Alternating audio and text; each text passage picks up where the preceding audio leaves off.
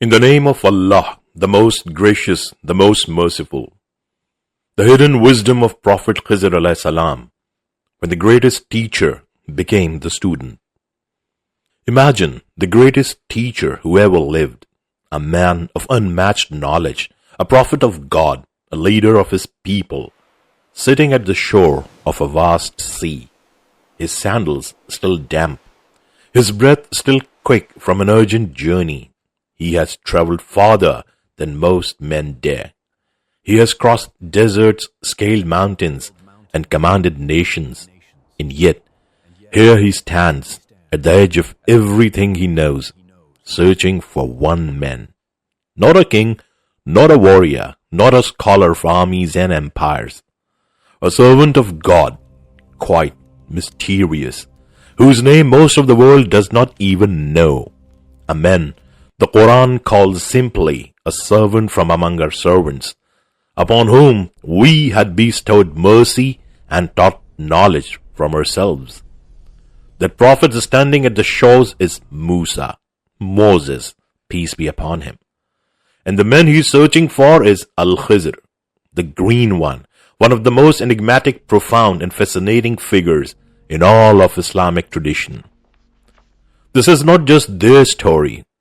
This is a story about you and about every human being who has ever looked at their life, at suffering, at loss, at confusion, and asked the most ancient of questions, why, O God, why is this happening?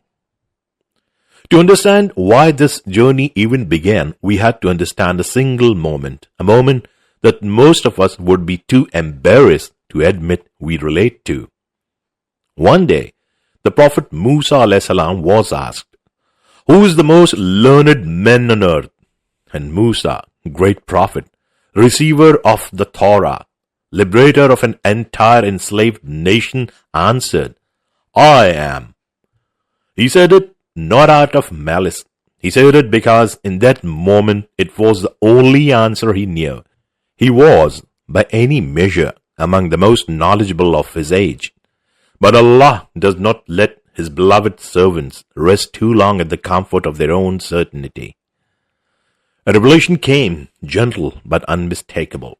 Allah told Musa, there is a servant of ours at the junction of the two seas who possesses knowledge that we have given him, which you do not have. For most people, that message might have stung. It might have produced defensiveness or quite resentment. But for Musa alayhi salam, it produced something else entirely. Hunger, a fierce consuming desire to find this man and to learn. He immediately declared, I will not give up until I reach the junction of the two seas, even if it takes me ages to travel. This is itself a lesson. A great man's greatness is not threatened by the knowledge that someone knows something he does not. It is enlarged by it. Humility before knowledge is the first door of wisdom. Surah Al-Kahf says, and mention when Moses said to his servant, I will not cease until I reach the junction of the two seas. Musa alayhi salam set out with his young companion and servant, Yosha ibn Nun, Joshua. They traveled a great distance carrying provisions. Among those provisions was a roasted fish, the food for the journey. Allah had told Musa a sign, wherever the fish escapes into the sea, that is the place you are looking for. They traveled until exhaustion settled into their bones. They rested near a rock by the water. And while they rested, something extraordinary happened. The fish, dead and cooked, came back to life. It slipped from the satchel, wriggled across the rock, and dove into the sea. And the water parted around it in a tunnel, frozen in a miraculous arc. But Yosha, exhausted and overwhelmed, forgot to mention it to Musa. They pressed on. Hours later, when hunger and weariness caught up with them, Musa asked for the food. And that is when Yosha remembered, eyes wide, and told Musa what had happened. Musa did not grow angry. He said simply, this is what we were seeking. They turned around, retracing their steps to that rock by the shore. And there, sitting by the water, wrapped in a cloak, utterly still, was a man unlike any other. His presence was not loud. It was not demanding, but something about him made the air feel different. The way the air feels different right before rain, charged, expectant, waiting. This was Al-Khidr, peace be upon him. Musa alayhi salam greeted Khidr with peace. Khidr looked at him and already knew who stood before him. He replied, "How do you have peace in this land?" Musa introduced himself. He said he had come to learn, that he wished to follow Khidr, and taught the knowledge that Allah had given him, the knowledge of what was right and correct in the deeper currents beneath the visible world. What followed was one of the most remarkable conversations in all of prophetic history. Khidr did not say, "Welcome, sit down, let me teach you." He said something else, something honest, and something most teachers never say to the eager student standing before them.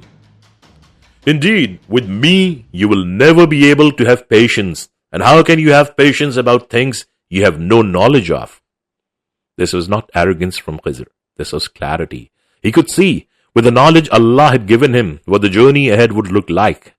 He could see that what he was about to do would appear on the surface to be monstrous, and that a man of Musa's caliber, a man built on justice, law, and the protection of the weak, would not be able to watch without speaking.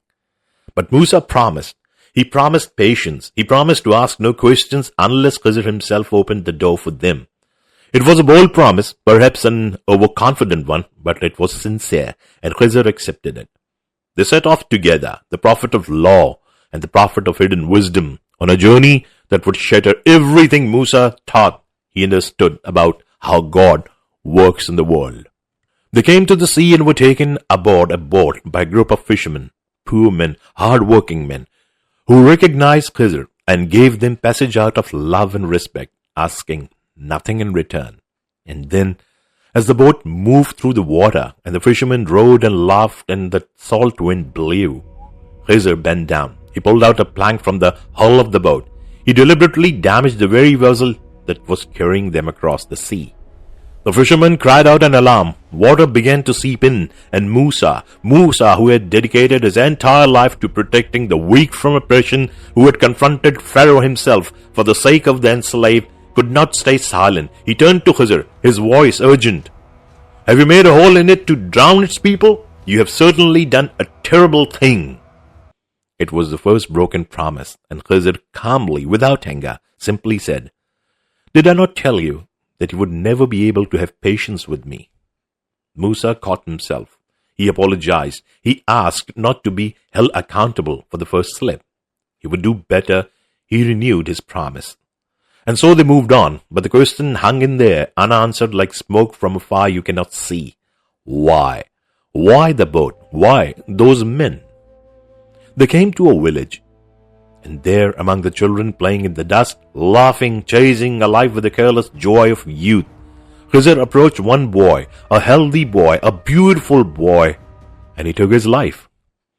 The narrations tell us Khidr killed the boy, and the scholars have given careful attention to exactly how this is described in the tradition, understanding it as a direct act under divine command, an act that only a prophet acting under explicit revelation could ever carry out. For Musa alayhi salam, this was beyond bearing. He had tolerated the ship, but a child? An innocent child who had done nothing, committed no crime, harmed no one. Musa said, "Have you killed a pure soul for other than having killed a soul? You have certainly done a deplorable thing." Again, Khidr reminded him of his promise, and again Musa caught himself. But this time Khidr added a condition. "If you ask about anything after this, you will be separated from me." This was Musa's last chance, and he knew it. They walked on in silence, but the weight of what had just happened pressed down on Musa like a stone on his chest. A child was dead, and the man walking beside him, the servant of God, this teacher of hidden wisdom, had done it. How could this be from God? How could this be mercy? Indeed, I feared he would overburden his parents by transgression and disbelief. as said in Surah Al-Kahf. Exhausted and hungry, they came to a village. They asked the people there for food, and the people refused them. Not only refused, but were inhospitable in the coldest, most dismissive way. They were strangers turned away at every door. And yet, in that same hostile village, Khidr stopped at a crumbling wall, a wall that was on the verge of collapse, and without being asked, without payment, without any obligation, he began to repair it. He worked with his hands, he set the stones, he rebuilt what time and neglect had nearly destroyed. This time Musa did not accuse, but he did observe, and he said, almost to himself, if you had wished, you could have taken payment for it. It was not quite a question, but it was enough. Khidr stopped. He turned to Musa, and for the first time on this strange, shattering journey, he began to explain. The wheel of the unseen was about to be lifted. Khidr spoke, and what he said transformed 3 scenes of apparent horror into 3 portraits of divine mercy. As for the ship, it belonged to poor people who worked at sea, and there was a tyrant king ahead, a king who was seizing every sound and intact vessel for his own fleet by force. Every good ship on that route would be taken, and those fishermen would lose the only livelihood they had. So Khidr made the ship defective, just defective enough that the king's inspectors would pass it over. The fishermen could repair it, they would keep their boat, they would keep their work, they would keep their lives. What looked like destruction was protection. What looked like loss was preservation. The wound in the hull was a shield. As for the boy, his parents were believers, people of deep and sincere faith, and Allah had seen with a sight that sees not just today but tomorrow, that this boy, had he lived, would have grown into a person who would have dragged his parents into disbelief and transgression through his love for him. His parents would have sacrificed their faith, their souls, their eternity, for a child would not find salvation himself. So Allah in His mercy, a mercy that stretches beyond his life into eternity, took him and his place. He promised to give those parents a child who would be better, purer, closer to them in love and righteousness.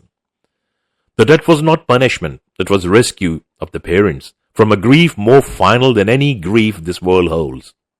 As for the wall, beneath it was a treasure, buried by righteous men for his 2 young orphan sons.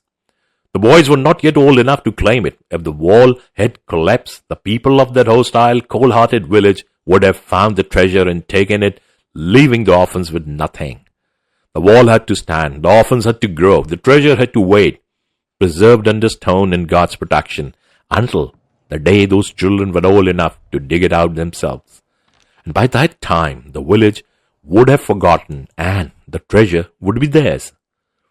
The selfless, unpaid labor under the hostile sun was not charity to the villagers. It was fidelity to 2 children who did not even know they were being protected.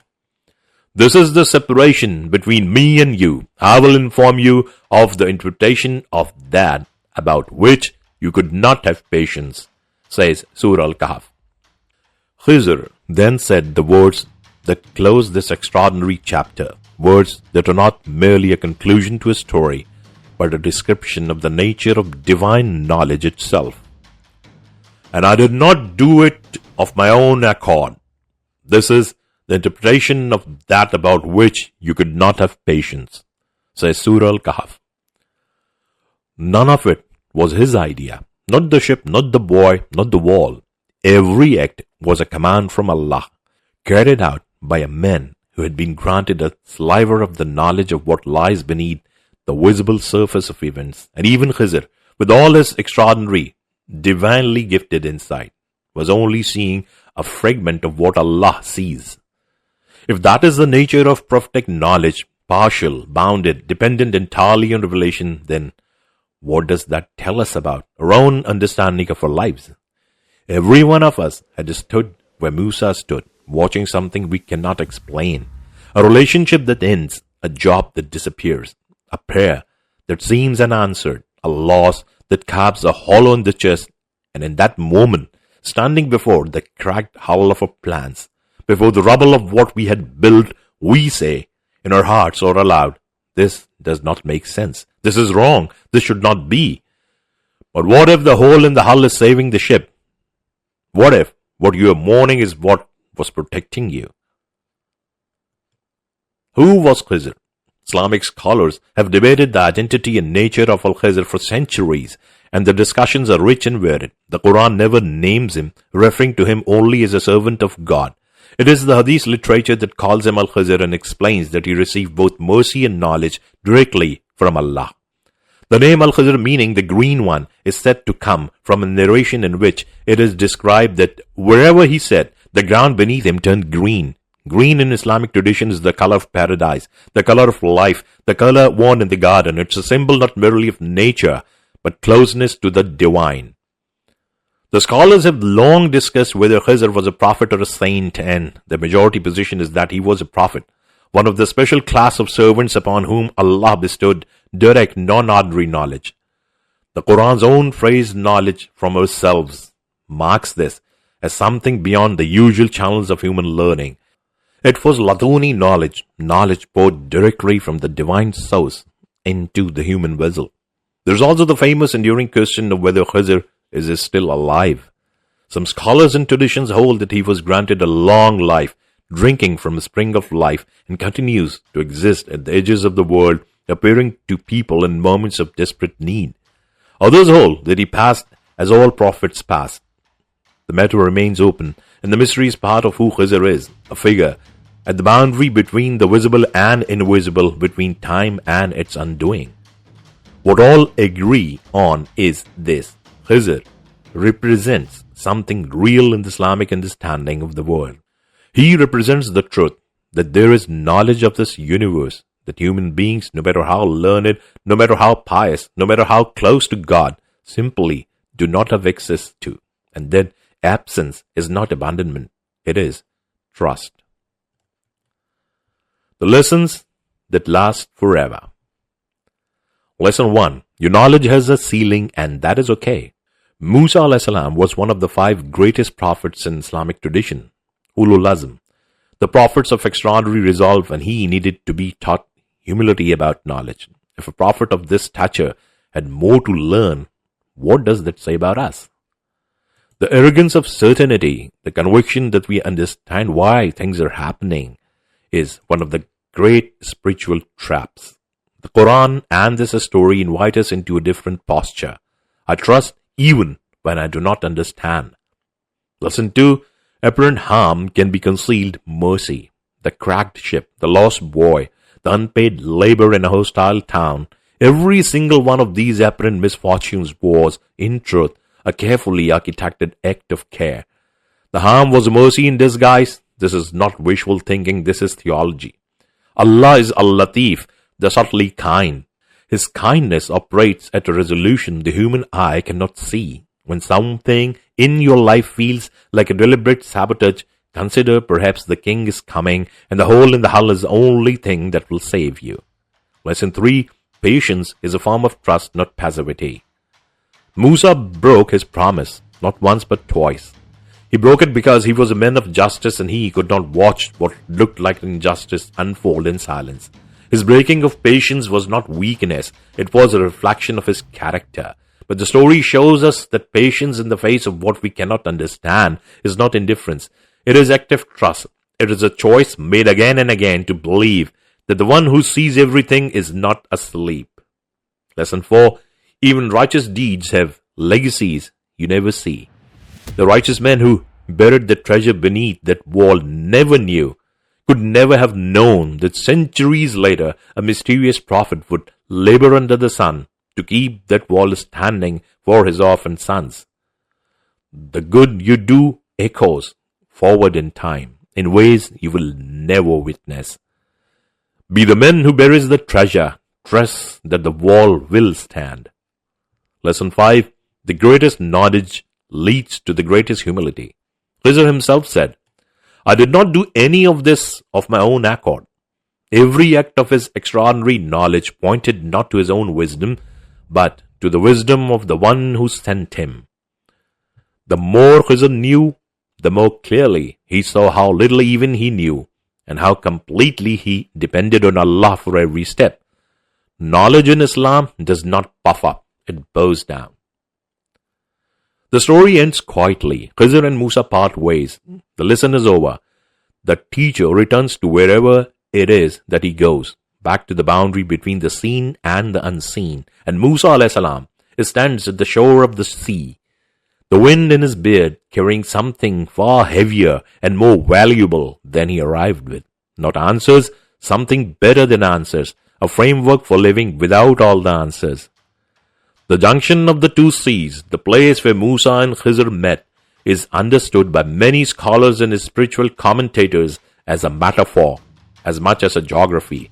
It is a junction where human knowledge meets divine knowledge, where the visible meets the invisible, where what we think we understand meets the vast, luminous truth of what we do not.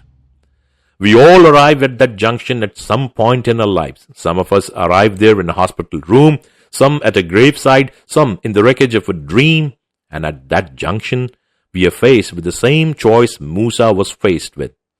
Will I demand to understand before I trust, or will I trust deeply enough to leave the understanding to God? Al-Khidr is not just a character in a story, he is a reminder, living in the pages of the Quran until the end of time, that there is a layer of reality you cannot see, that beneath the cracked hull of your grief something is being preserved, that above the grave of what you have lost something is being freed, that behind the wall of what confuses you there is a treasure waiting for the right moment to be uncovered. Surah Al-Baqarah says, perhaps you hear a thing and it is good for you, and perhaps you love a thing and it is bad for you, and Allah knows while you know not. Trust the one who sees what Khidr could not see. Trust the one who knows what even the prophets had to be taught.